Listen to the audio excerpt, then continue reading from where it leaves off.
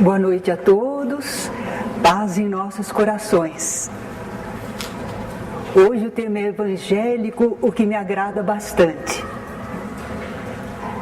Vamos aprender no Evangelho sobre o maior mandamento.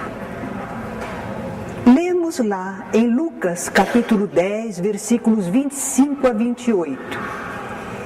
E eis que se levantou um certo doutor da lei, tentando-o e dizendo: Mestre, que farei para herdar a vida eterna? E ele lhe disse: que está escrito na lei? Como a lês tu? E respondendo ele, disse: amarás ao Senhor teu Deus de todo o teu coração, de toda a tua alma e de todas as tuas forças e de todo o teu entendimento, e ao teu próximo como a ti mesmo. E disse-lhe: respondeste bem, faze isso e viverás. É uma conversa entre Jesus e um doutor da lei.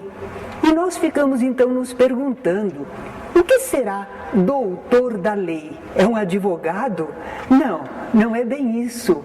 Naquela época, havia homens que, sem serem sacerdotes, e geralmente eram da seita dos fariseus, eles se interessavam muito pelo conhecimento das leis divinas, os livros de Moisés, os livros dos profetas.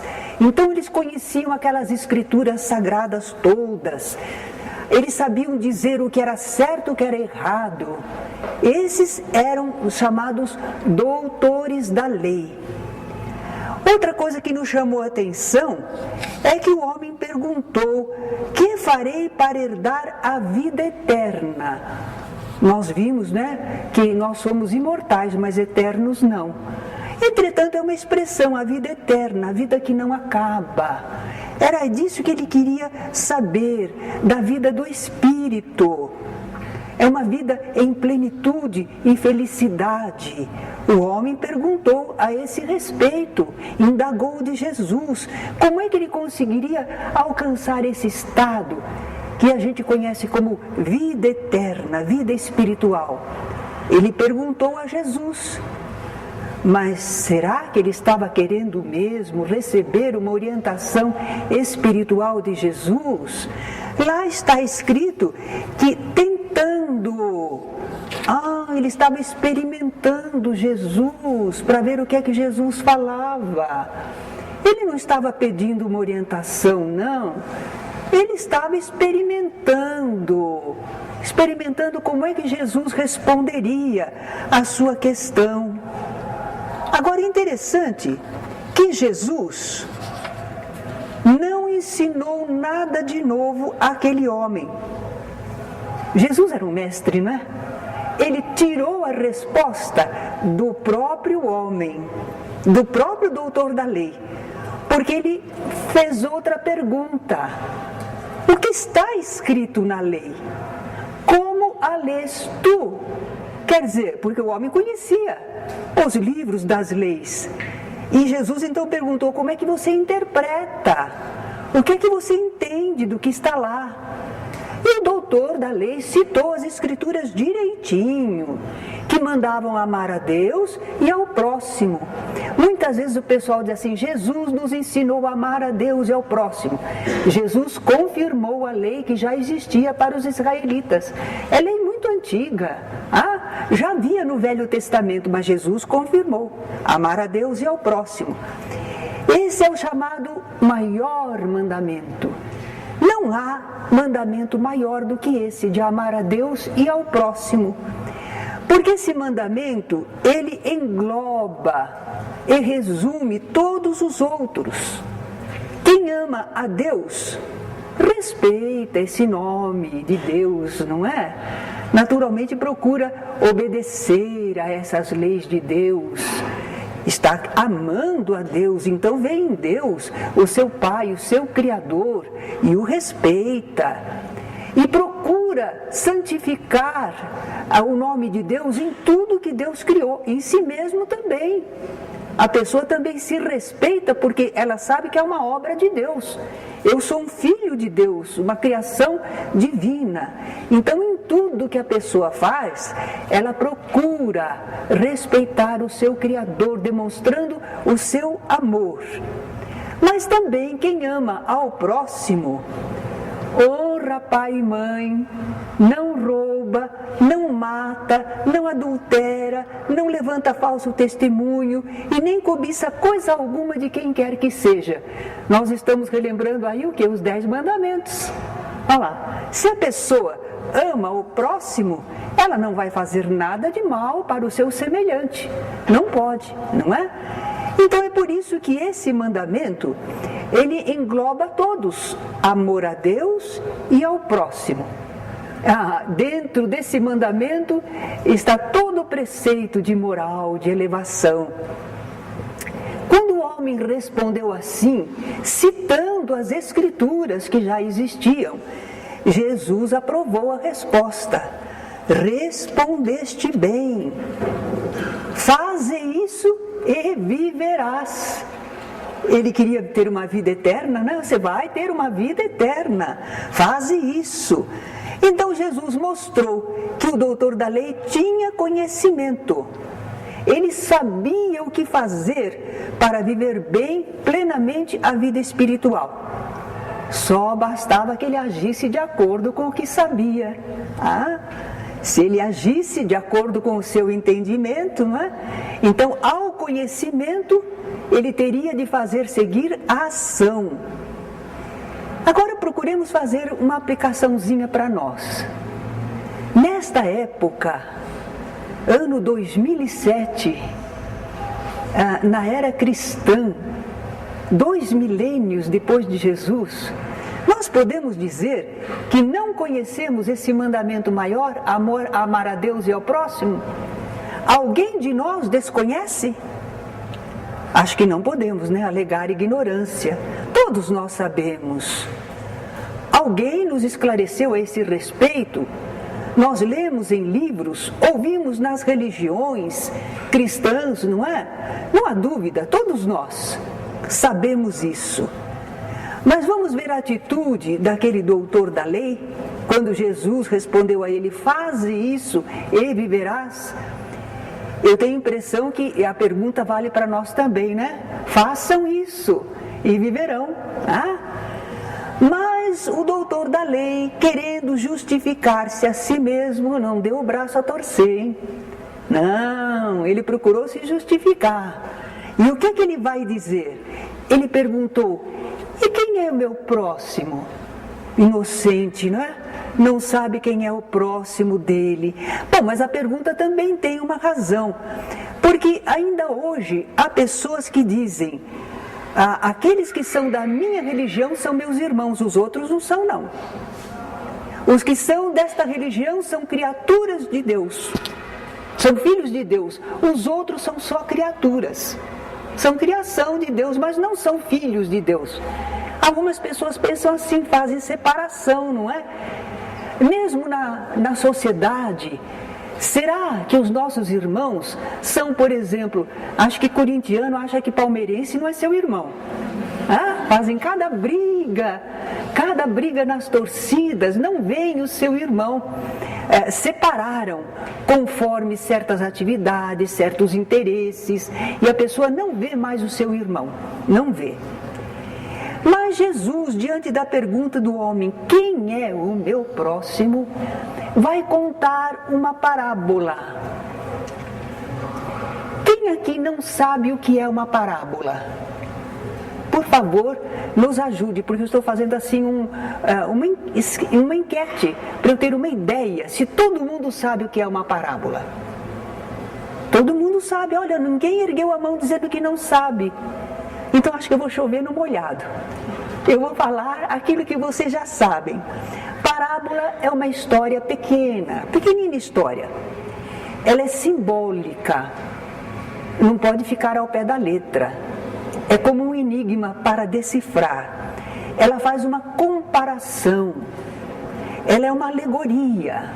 Agora, dentro dessa história da parábola, existe uma verdade importante, está escondida lá. E a conclusão dessa parábola, quando a gente entende, quando a gente decifra, é um preceito moral. É uma regra de conduta a ser seguida em determinado caso. Então vai responder quem é o nosso próximo. Vamos então agora acompanhar a história que Jesus contou, a parábola, uma das parábolas que Jesus contou. Jesus era um mestre extraordinário. Ele sabia que às vezes a gente não consegue gravar e recordar um longo sermão, mas uma pequena história a gente não esquece e é capaz de reproduzir e contar para outros. Então Jesus usou muito as parábolas e elas se conservaram até os dias de hoje para nós conhecermos o pensamento de Jesus, aquele ensinamento divino. Então vamos lá, a parábola que recebeu o nome de a parábola do bom samaritano. Não, Jesus não anunciou assim, agora eu vou contar a parábola do bom samaritano. Não, Jesus contou uma história. E depois as pessoas, quando queriam se referir a essa história contada por Jesus, diziam aquela parábola do bom samaritano, e aí ficou batizada, né? A parábola. Descia um homem de Jerusalém para Jericó. Ah, olha lá, Jerusalém é mais alta do que Jericó. Duas cidades, né, lá dos israelitas, Jerusalém que a gente conhece bem hoje. Então esse homem ia descendo de Jerusalém para Jericó e ele caiu nas mãos dos salteadores, os quais o despojaram e espancando-o se retiraram, deixando-o meio morto. Vamos fazer aqui uma pequena pausa, porque alguns tiram aí um simbolismo. Diz que quando a gente vai descendo do que é espiritual, porque Jerusalém era chamada a cidade santa, então era a cidade do templo, era a cidade da religião, das coisas de Deus, e aquele homem ia descendo de Jerusalém para Jericó, quer dizer que ele ia se afastando da espiritualidade. E é por isso que ele foi assaltado. Alguns tiram um simbolismo assim para nós. Olha, quando a gente se afasta do caminho certo, da espiritualidade, do que é certo, do que é correto, nós corremos o risco de grandes problemas que espiritualmente nos assaltam, nos despojam e nos deixam quase mortos, não é? Bem, ocasionalmente descia pelo mesmo caminho certo sacerdote dos israelitas daquela época. Então não estamos falando contra nenhum sacerdote das religiões atuais. Jesus está contando uma história, está se referindo a um sacerdote daquela época, dos israelitas. E vendo quem? Vendo o homem assaltado, o homem maltratado, passou de largo. Mas ele não era um homem de religião, um sacerdote. Mas ele passou de largo. Ele não se interessou de se aproximar, não é? De igual modo também um levita. O que seria um levita? Da tribo de Levi eram reservados para ser uma das famílias serem os sacerdotes e os outros serem ajudantes no templo. Eles tinham muito serviço lá, havia serviço de músicos, havia serviço de limpeza, serviço de escrituração, de escrita. Então levita era um colaborador do templo, um trabalhador do templo. De igual modo passou um levita, e chegando àquele lugar e vendo o homem, passou de largo também.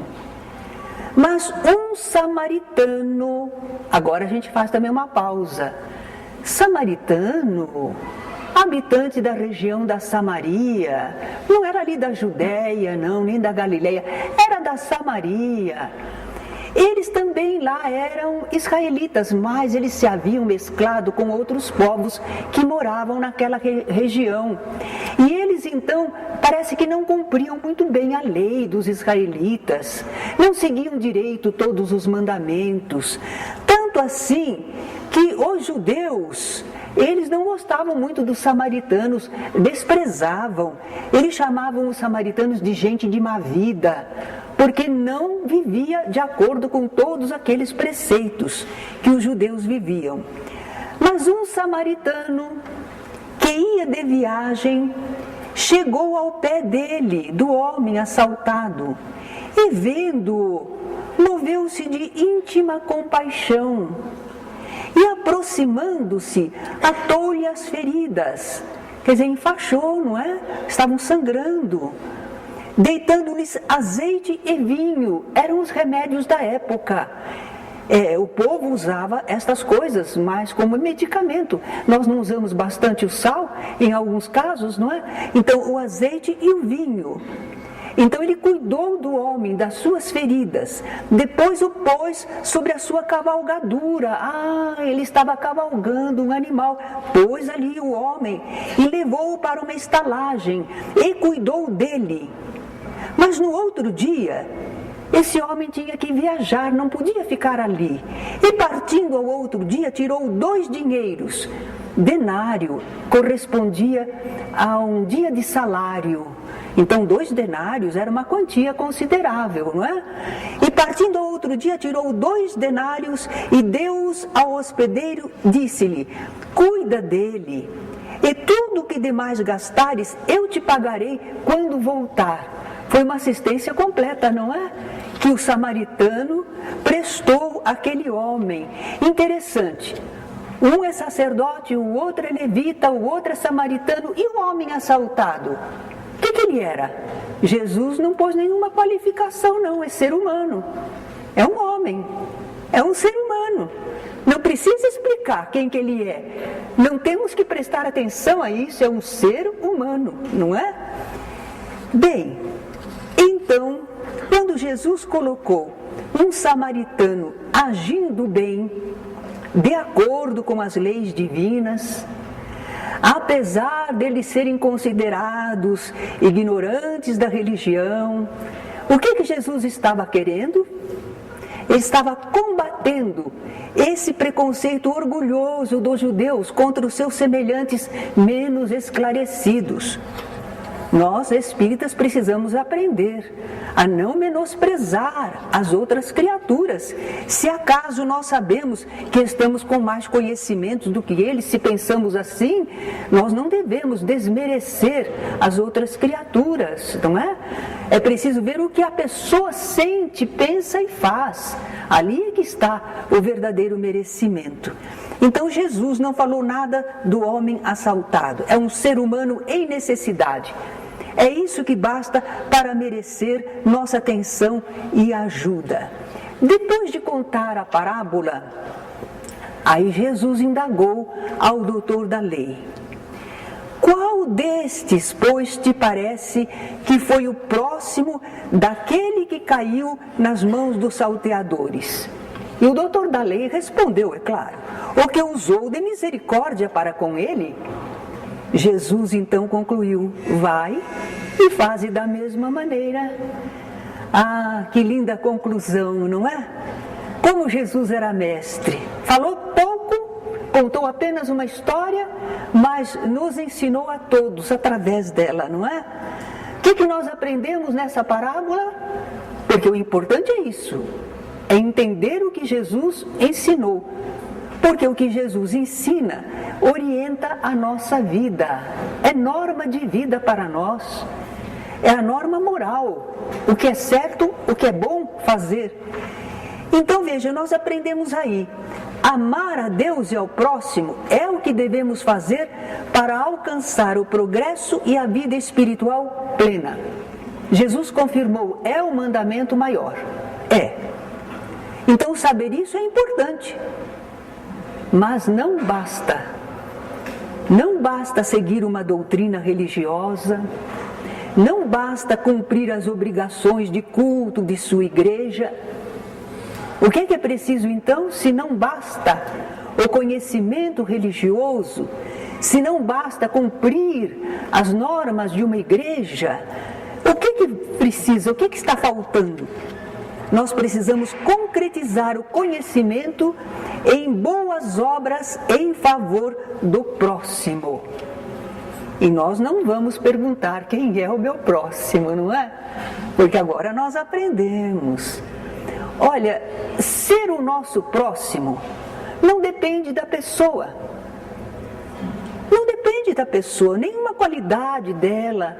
Não é ser nosso parente, não é ser do nosso grupo social. Nada na pessoa a qualifica como nosso próximo, nada, nada. Agora depende de nós, da nossa capacidade de amar, de sermos capazes de vencer o egoísmo, a inércia, os preconceitos e nos interessarmos pelas pessoas, nos aproximarmos dela. Quantas vezes numa família o pai não foi próximo dos seus filhos, porque ele foi embora e largou a família. Ele não foi próximo da esposa e ele não foi próximo dos próprios filhos. Mas há filhos também, que assim que atingem uma certa idade vão embora, largam pai, mãe, irmãos e nunca mais nem dão notícia. Também não foi próximo. Olha, laços consanguíneos não fizeram a pessoa se sentir próximo. Então, nada nas pessoas pode fazer que elas sejam próximas de nós, o nosso próximo.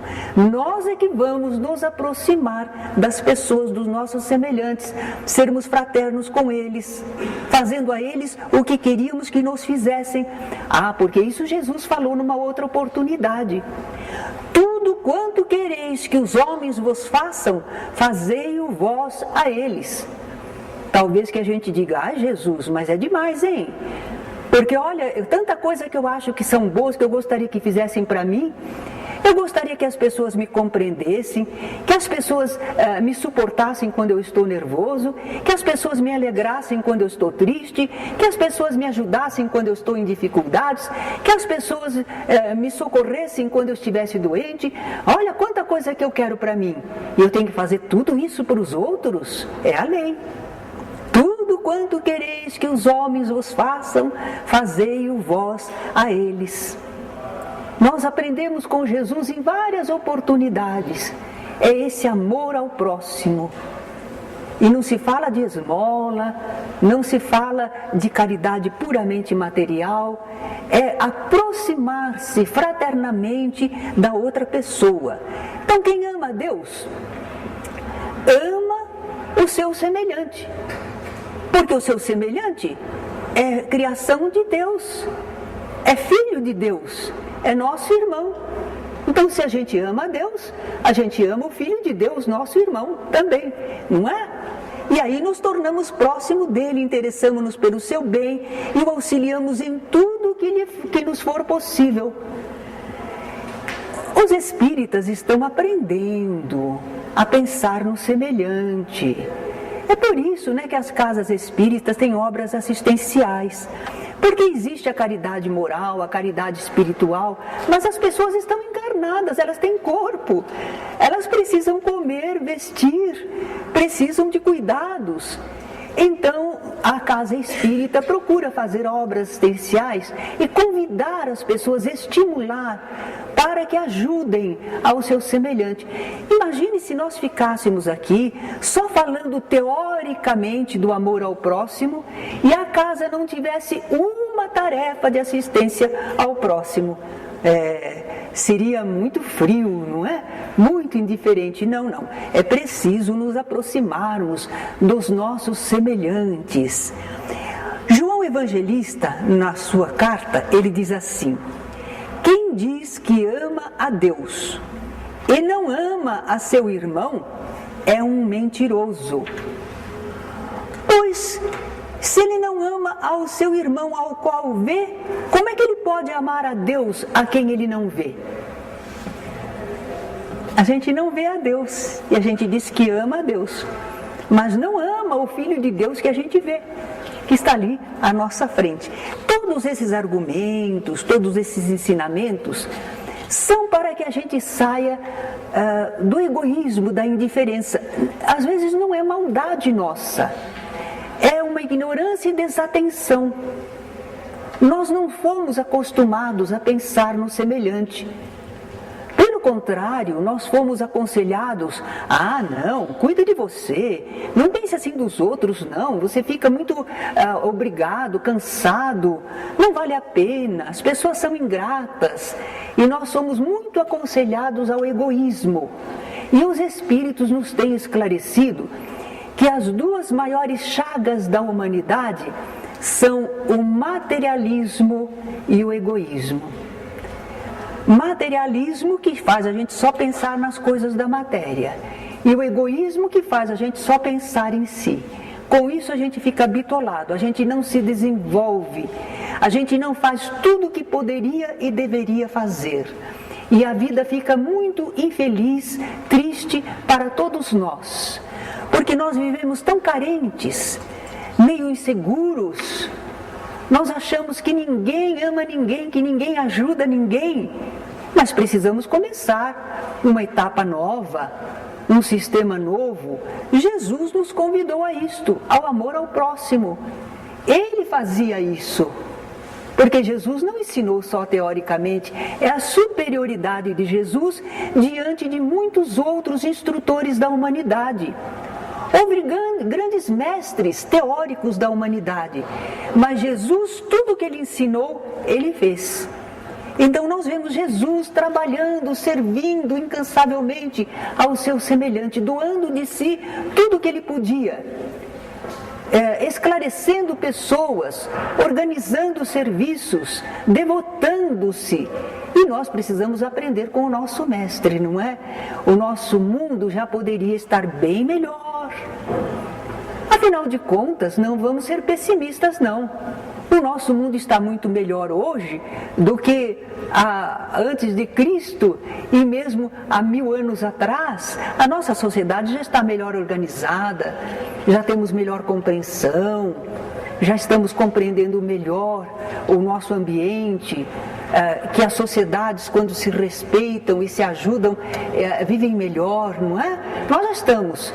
Nós desenvolvemos o intelecto e deu para nós compreendermos que vale a pena cuidarmos uns dos outros, mas ainda não temos aquele sentimento puro. Precisamos exercitar o sentimento do amor, e é para isso que Jesus nos convida. Gostaria de ouvir alguma pergunta ou comentário em torno do tema de hoje. Alguém quer fazer alguma pergunta?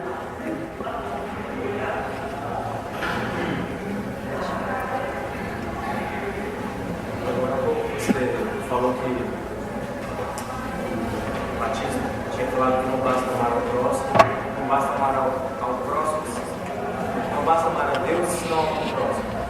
E o caso contrário, você ama a Deus ou não ama ao próximo, mas não tem um tempo de devoção a Deus. Certo. João evangelista, porque João Batista era o que batizava, evangelista era o apóstolo, né? O que escreveu o evangelho. Então João evangelista falou realmente dessa maneira: quem diz que ama a Deus e não ama o seu próximo é um mentiroso. Ele não ama, diz que ama a Deus a quem ele não vê e não está amando ao Filho de Deus que ele está vendo. O contrário seria possível. Há muita gente que diz que não tem religião. Eles dizem que são ateus, que não creem. Mas a pessoa em si, ela tem um senso de justiça e de fraternidade. Então, por si mesma, ela procura ajudar o semelhante, ela respeita o semelhante, ela colabora para o bem do semelhante. Diante da lei divina, essa pessoa está cumprindo a lei. Ela diz que não reconhece Deus, mas esse é um problema de intelecto, de às vezes ter aprendido assim, mas interiormente, como alma, como espírito, ela sente o amor e a responsabilidade para com o semelhante. Então, diante da lei divina, que não se prende a rótulos, essa pessoa está plenamente bem diante da lei divina, está fazendo o que devia fazer. E ela encontra dentro da lei divina a resposta de acordo com seus atos. Deus não responde a nós perguntando para nós de que religião você é, ou quais as ideias que você professava, mas o que você faz, o que você sente. Então é isto que estabelece a situação boa ou má no plano espiritual para um espírito. É o que ele pensa, sente e faz, no sentido de o melhor que ele entende. Às vezes uma pessoa diz assim, não creio em Deus. Mas ela olha uma criança que está ali ao lado e ela partilha o que ela tem com a criança. E ela procura alfabetizar a criança.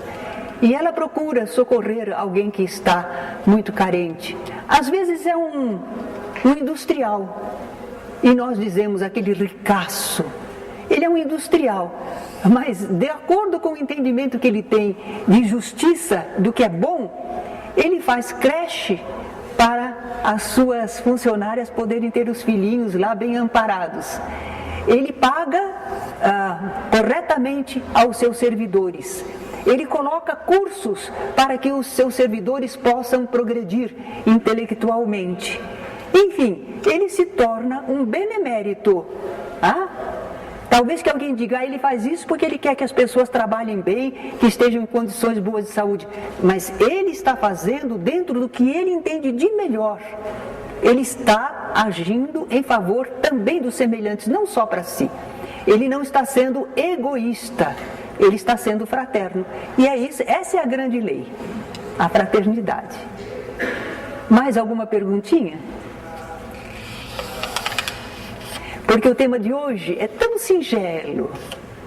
Talvez que a gente diga assim, fácil, eu já entendi. O problema é viver, né? Faze isso e viverás.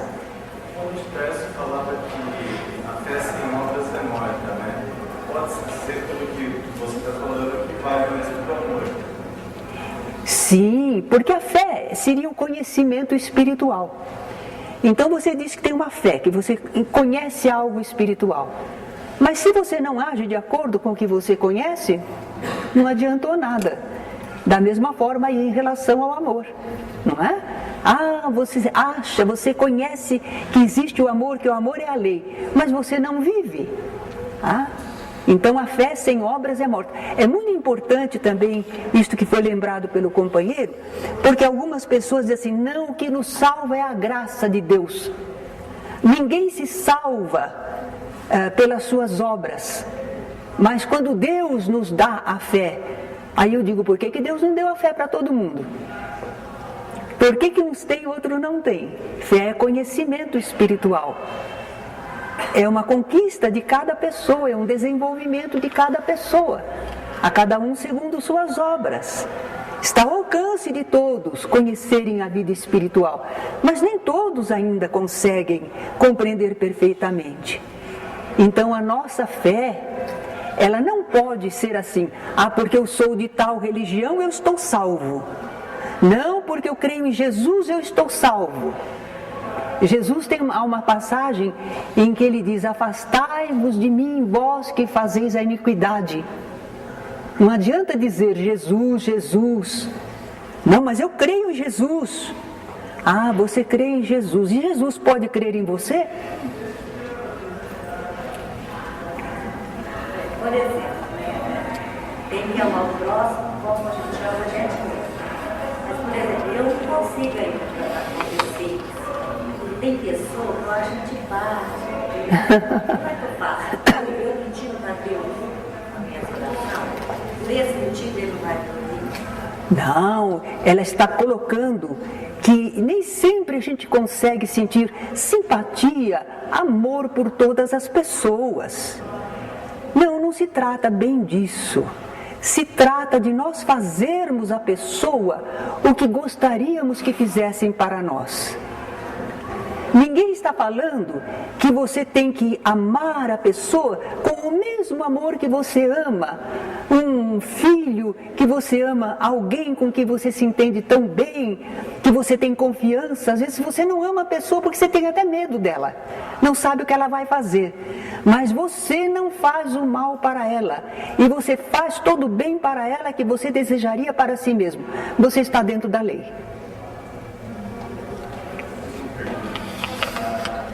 O amor está ligado com a evolução do espírito também, porque muita gente assim olha uma pessoa e fala, não fico com a cara dela, mas eu acredito que isso tem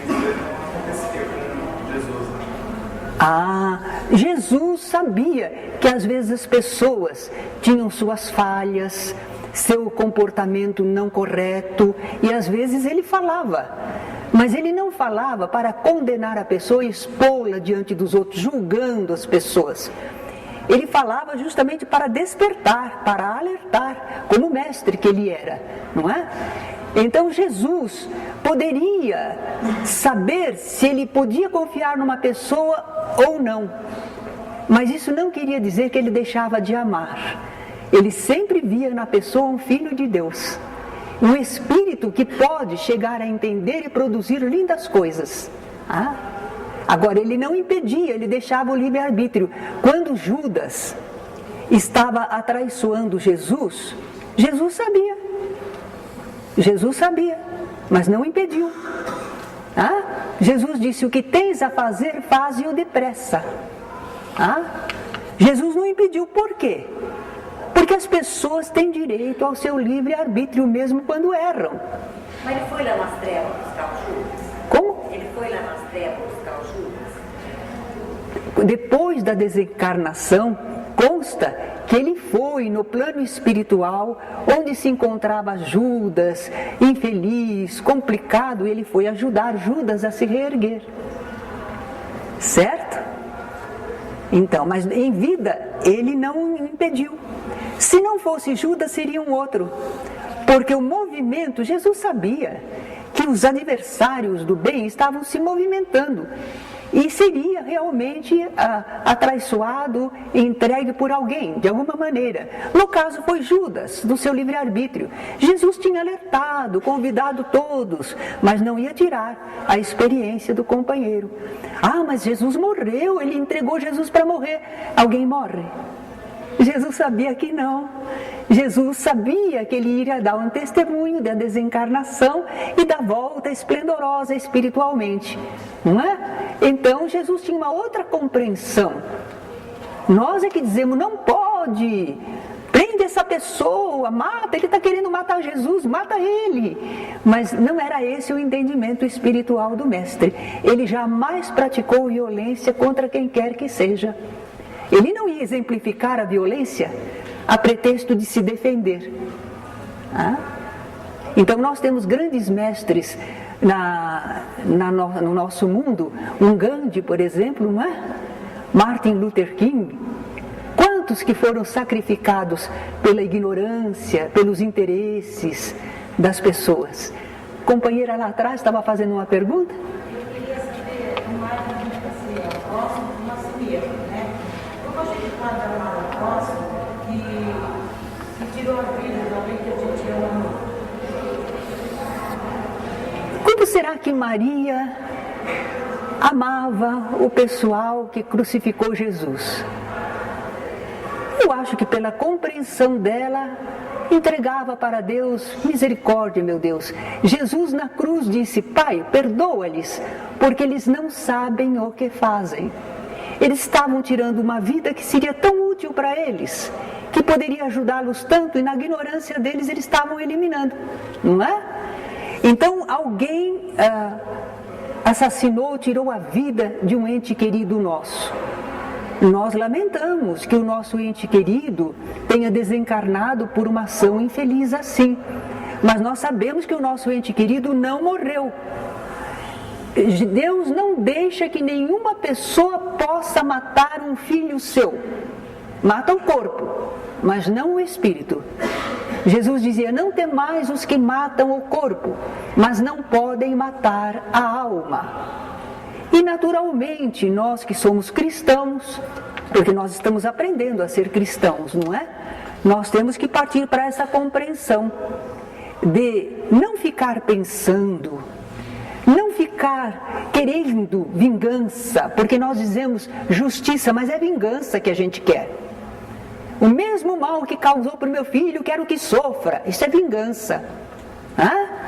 Então a gente tem que fazer um esforço, não é fácil, para, se possível, limpar a mente, limpar o coração, amar a Deus, continuar amando o próximo, fazer o bem que puder, e aí a misericórdia divina balsamiza a nossa alma, o nosso coração. e nos permite, nos enseja reencontro com os nossos seres queridos. Às vezes a gente tem sonhos especiais, não é? Às vezes nós vamos precisar orar pelo nosso ente querido que foi assassinado, porque às vezes ele não estava preparado, ele precisa de calma, ele precisa de fé, e nós vamos orar por ele. Em vez de ficarmos pensando contra o adversário, nós vamos pensar em favor do nosso ente querido.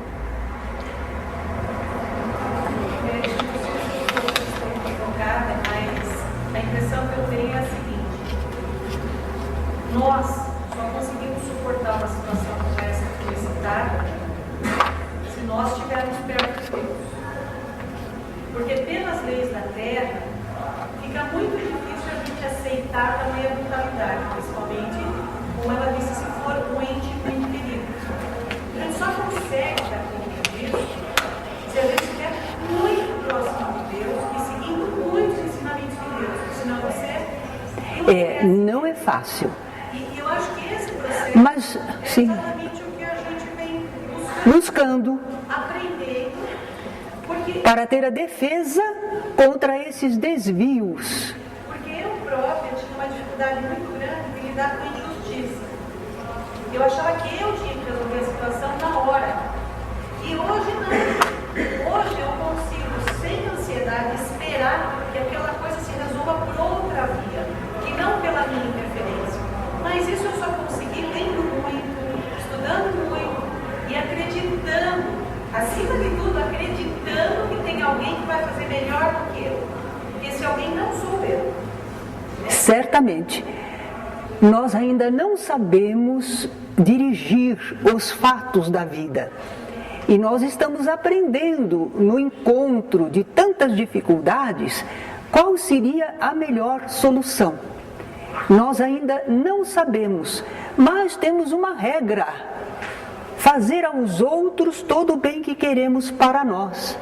No Decálogo mesmo diz assim: não faça isso, não faça aquilo, não faça. Jesus veio e falou: faça isso, faça aquilo outro. Jesus falou todo positivo, todo o bem que a gente deve fazer, nos convidou. Mas para seguir a Jesus você tem razão.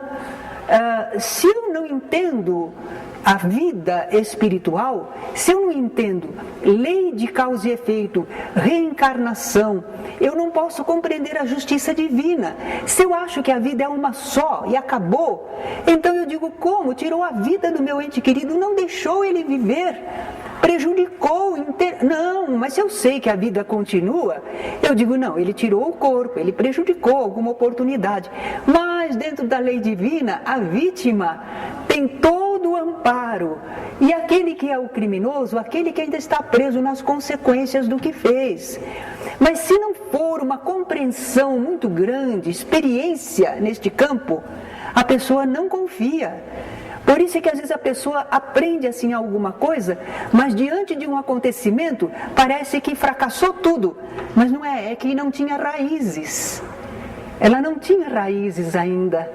Ela não tinha examinado bem aquilo, experimentado para ter convicção verdadeira, não é? Eu acho que nesse sentido, até a gente lembra que o tempo, a gente está enganando um pouco, em certo sentido é animal e tem instintos, né? Então, como a tem que estar muito próximo daí, ainda assim, mas muito próximo, quando é uma situação limite, como um filho ser uma criança, eu acho que o esposo tem que ser, não no sentido de eu tenho que tentar amar, não, mas é que acho que tem que pensar. O direito de defesa. No livro dos. Sim, certo. Não porque é da violência, porque o que me choca muito é a reação das pessoas. Violenta. Alguns fatos. Então, até eu dou aula para 300 alunos ali e a gente começou a debater porque eles estavam a favor. Porque elas tinham pena de morte. E eu fui falando sobre os direitos humanos, a realidade das pessoas. As pessoas enfrentam outra realidade que eles desconhecem, né? Por que acabaram naquela vida? Eles disseram: se fosse com a sua família. Eu falei: se fosse com a minha família, é claro que na hora, instintivamente, a minha reação seria de revolta. Mas isso não quer dizer que eu acho certo a sociedade tirar a vida de outra pessoa. Porque quando a pessoa está num estado emocional muito descontrolado, ela não vê o melhor a fazer. Não podemos julgar por esse momento. A sociedade que está isenta de ânimo e que vê o que é melhor, deve então ter os seus padrões. Agora, é humano que a gente observe que uma pessoa se descontrolou diante de um acontecimento assim. Porém, se a pessoa tiver um certo conhecimento espiritual, ela vai sofrer, mas ela não vai querer entrar por esse campo de vingança. É interessante, é a mesma coisa diante da desencarnação de alguém. Quando a pessoa tem conhecimento de vida espiritual, ela sofre. Ela diz, meu ente querido partiu. Ela sofre também, ela chora, mas ela não blasfema e não se desespera, porque sabe da continuidade da vida. Então também diante de um acontecimento desse, de uma violência, se a pessoa realmente estiver exercitada na compreensão das leis espirituais, ela vai sofrer, ela vai sentir, mas ela vai controlar as suas reações. Ela vai conseguir. E se ela não conseguir, compete aos outros. E eu vou fazer o seguinte, como nós estamos gravando, nós vamos cantar uma cançãozinha para encerrar. Mas poderemos continuar ouvindo os que quiserem fazer perguntas. Está bem? Nós vamos distribuir, que também é desse CD Na Luz da Inspiração, é uma canção Como a Ti Mesmo, porque tem relação com a aula. Por isso, não é para toda aula que nós temos canções que se adaptam, mas por enquanto nós estamos citando algumas, não é? Enquanto eles estão distribuindo, eu já aproveito e já vou cantando, não é?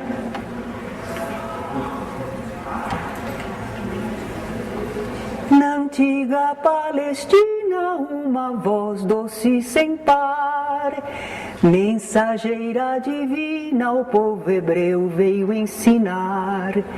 Se a vida é imperecível tu almejas alcançar, como a ti mesmo deves ao teu próximo amar. Grande revelação que do Senhor nos vem, a dor do nosso irmão é a nossa dor também, e a luz que acendemos em cada coração é a lâmpada que temos na própria escuridão. E a pura voz do Cristo continua a repetir, a quem para isto tenha ouvidos de ouvir. Se a vida é imperecível tu almejas alcançar, como a ti mesmo deves ao teu próximo amar. Dá para cantar agora? Então vamos lá. Na antiga Palestina, uma voz doce sem par, mensageira divina, ao povo hebreu veio ensinar. Se a vida é imperecível tu almejas alcançar, como a ti mesmo deves ao teu próximo amar. Grande revelação que do Senhor nos vem, a dor do nosso irmão é a nossa dor também, e a luz que acendemos em cada coração é a lâmpada que temos na própria escuridão. E a pura voz do Cristo continua a repetir, a quem para isto tenha ouvidos de ouvir. Se a vida é imperecível tu almejas alcançar, como a ti mesmo deves ao teu próximo amar. Nós vamos encerrar essa parte, fazer a vibração e continuaremos conversando com os que tenham interesse.